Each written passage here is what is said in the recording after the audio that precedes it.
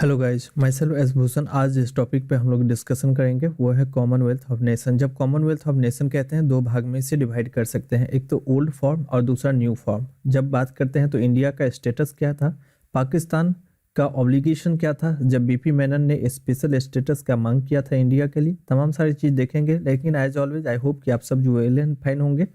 तो चलते हैं कॉमनवेल्थ ऑफ नेशन देखने। देखिए, ये 54 मेंबर स्टेट के एक जो है सदस्य के ऑर्गेनाइजेशन के तौर पर जाना जाता है। दुनिया में जो है सेकेंड नंबर पे आता है, जो है यूनाइटेड नेशंस के बाद इसका नंबर है, जो सबसे ज़्यादा जो है पॉपुलेटेड ऑर्गेनाइजेशंस के तौर पर भी इसे जाना जाता है। देखिए, ये चीफ इंस्टीट्यूशंस जो है ऑर्गेनाइजेशन है कॉमनवेल्थ सेक्रेटरीट का, and which focus the inter governmental expect. जब कहते हैं तो ये गवर्नमेंटल ऑर्गेनाइजेशन नहीं है, ये नॉन गवर्नमेंटल ऑर्गेनाइजेशन है, जिसे कॉमनवेल्थ फाउंडेशंस भी कहते हैं।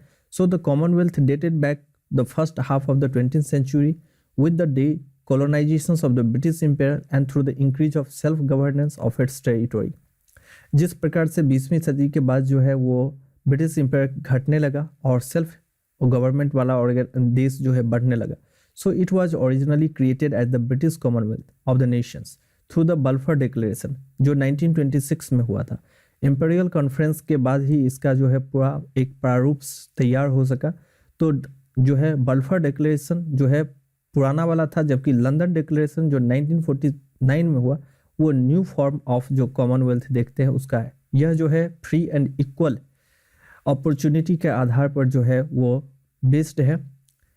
जो मेन पॉइंट है इसमें वो women symbol of the free association, the head of Commonwealth and currently queen Elizabeth second, the 2018 Commonwealth Head of the Government Meeting appointed Charles Prince of Wales to be designated successor। लेकिन ये hereditary कोई ऐसा पदवी नहीं है जो head को मिलता है।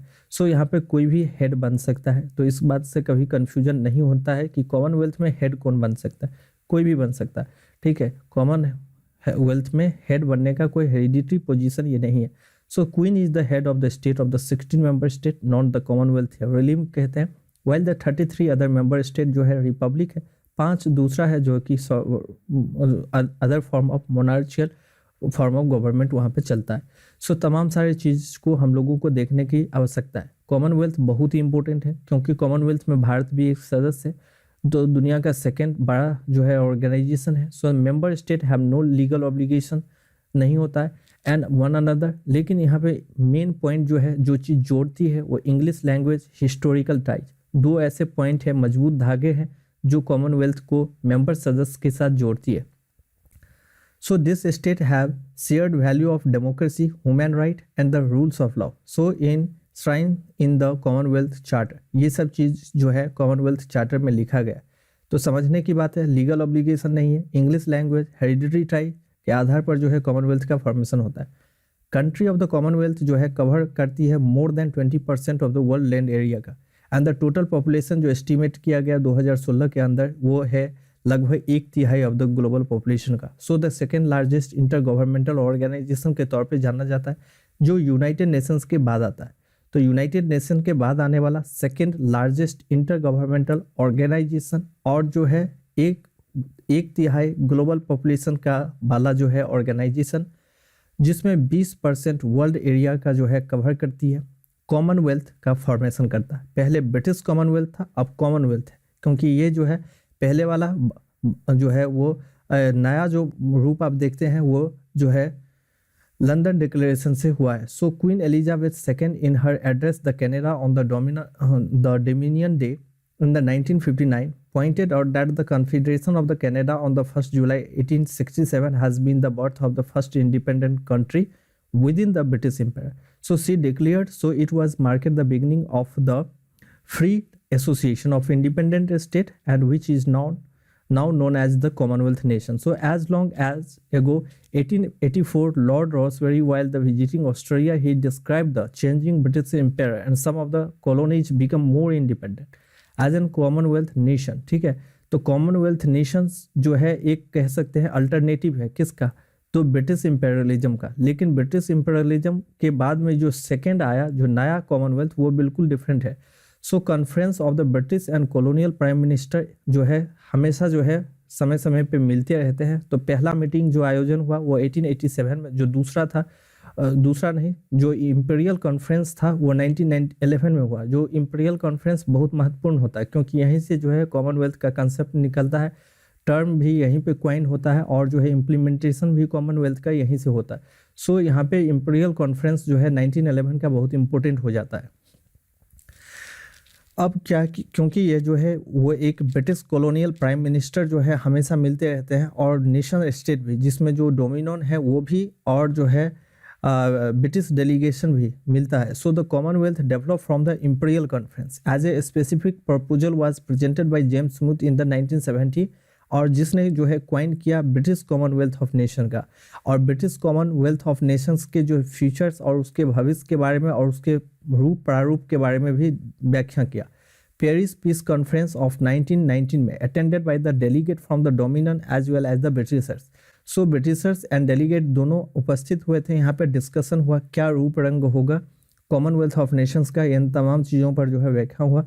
तो आप लोगों को मालूम चल गया होगा कि ब्रिटिश कॉमनवेल्थ से जो है कॉमनवेल्थ कैसे बना, क्योंकि वो पहला था पुराना वाला, जो है अब नया वाला है। So the term first receive imperial statutory recognise the Anglo Irish treaty in the 1921 and one the British Commonwealth of Nation was substituted to the British Empire and for the wording of the oath taken by the member of the Parliament of the Irish Free State. So देखिए यहाँ पे term जो है imperial स्टेटरी का दर्जा इसे मिलता है। कब मिलता है? जब एंग्लो इरिश ट्रीटी होता है। कब होता है? 1921 में जब ट्रीटी ये साइन होता है, तो इसी दौरान जो है यहाँ पे इंपीरियल स्टेटरी का जो है प्रावधान आता है और कंसेप्ट आता है, जो कि खास बनाता है कॉमनवेल्थ नेशंस कहें या कॉमनवेल्थ को। सो इन द बल्फोर डिक्लेरेशन जो हुआ था, तो बल्फोर डिक्लेरेशन जो 1926 में हुआ और फिर इंपीरियल कॉन्फ्रेंस हुआ, तो ब्रिटिश डोमिनियन एग्री हो गया कि इक्वल स्टेटस पे, क्योंकि इससे पहले तो इक्वल स्टेटस देने का सवाल ही नहीं आता था ना, तो ब्रिटिश इंपीरियलिज्म चलता था। So in any way subordinate one other, इस बात पर जो है सहमति हो गया और राजी हो गया कि कोई भी डोमेस्टिक या एक्सटर्नल अफेयर्स के मुद्दे पर ब्रिटिश जो है हस्तक्षेप नहीं करेगा।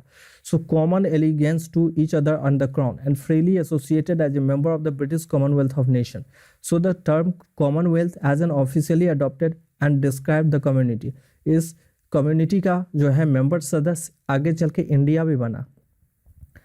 तमाम सारी बातें हैं जो खास बनाता है किसको? कॉमनवेल्थ को। तो कॉमनवेल्थ इस वजह से भी इम्पोर्टेंट हो जाता है। बल्फोर डिक्लेरेशन वाला जो कॉमनवेल्थ था, पहला कॉमनवेल्थ था। लंदन डिक्लेरेशन वाला जो हुआ वो सेकंड था। So after the second world war British का पावर घटने लगा। ब्रिटिश का पावर घटने के बाद ही जो है तमाम सारे जो है शिफ्टिंग होने लगा। जो अमेरिका में आप देखते हैं तो अमेरिका शिफ्ट कर गया, ठीक है, वो नाटो का सदस्य रह गया ब्रिटिश, लेकिन उससे ज़्यादा कुछ भी नहीं रहा। बर्मा और एडन तो दो ऐसे देश थे जो म्यांमार अभी कहते हैं, और जो रिपब्लिक ऑफ यमन है। So republic of Yemen and the Myanmar जो है दो ऐसे देश हुआ जो स्वतंत्र होने के बाद भी जो है कॉमनवेल्थ को जो है ठुकरा दिया, यानी कि प्रपोजल में कोई एक्सेप्ट नहीं किया। वो स्वतंत्र होने के बाद ज्वाइन ही नहीं किया कॉमनवेल्थ को। So war not okay, time of the war वो जो है नहीं ज्वाइन किया। So former British protectorate and mandate that did not become the member of the Commonwealth are the Egypt, Iraq, Transjordan, Palestine, okay, Israel, Sudan, British Somaliland, okay, Bahrain, Kuwait, Oman, Qatar, United Arab Emirate. So ये सब जो है and mandate that did not become member state, ठीक है, ये जो है member state इन्हें नहीं बनाया गया। ये सब लिस्ट है, आप देख लीजिएगा, ये सभी लिस्ट है। और कब स्वतंत्र हुआ? 1922 में इजिप्ट स्वतंत्र हुआ, जबकि इराक जो है 1932 में, ट्रांसजॉर्डन 1946 में, पैलेस्टीन जो part become the state of Israel का है। तो इन सब देश जो है, ये सब देश जो है वो स्वतंत्र होने के बाद इन्हें जो है नहीं, उनमें कॉमनवेल्थ में नहीं शामिल किया गया। सो यहाँ पे post war of Commonwealth was given A fresh mission by the queen Elizabeth and on the occasion of Christmas day 1953 में ब्रॉडकास्ट करती है कि ये जो है वो Commonwealth as a entirely new conception, ठीक है, जैसा कि हमने पहले बताया वो ओल्ड कंसेप्शन था जो ब्रिटिश कॉमनवेल्थ था। So Britain itself was now just one part of the NATO military alliance in which the Commonwealth has no more a role apart from the Canada and so the एक यहाँ पे जो है treaty हुआ था जिसको अंजुस treaty कहते हैं 1955 का, वो लिंक करता है ऑस्ट्रेलिया, न्यूजीलैंड, यूनाइटेड स्टेट को। डिफेंसिव अलायंस था British and Commonwealth, left out, and so the second major function of the empire made the London financial centers of the system. So after the second world war क्या होता है कि यहाँ पर जो है ब्रिटिश का पावर घटने लगता है और यहाँ लंदन से यूनाइटेड स्टेट में शिफ्ट हो जाता है. So on the 18 April 1949, okay, Ireland formally became the republic in accordance with the Irish Republic of Ireland Act 1948, and in doing so, it was formally left the Commonwealth. And while Ireland did not actively participated in Commonwealth since early 1930, so other dominion wished to become republic without losing Commonwealth tie. तो कुछ ऐसे भी देश बने जो पहले British imperial का part हुआ करता था, तो आज़ाद होने के बाद भी जो है वो कॉमनवेल्थ को ज्वाइन किया, जबकि कुछ नहीं किया. So the issue came to be head in April 1949 at a Commonwealth Prime Minister meeting in London, and under the London Declaration, India agreed, and when it became the Republic in January 1950, it would accept the British sovereignty as a symbol of free associations of independent member nations and such as the head of Commonwealth.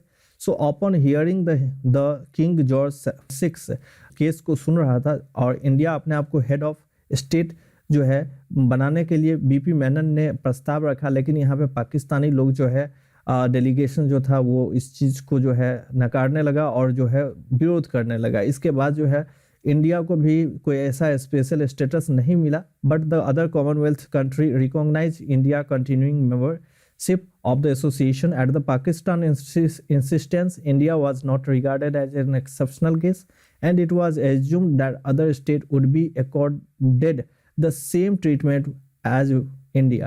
So the London Declaration is often seen as the making and the beginning of the modern Commonwealth. ठीक है, समझ में आ गया. London declaration जो है modern है.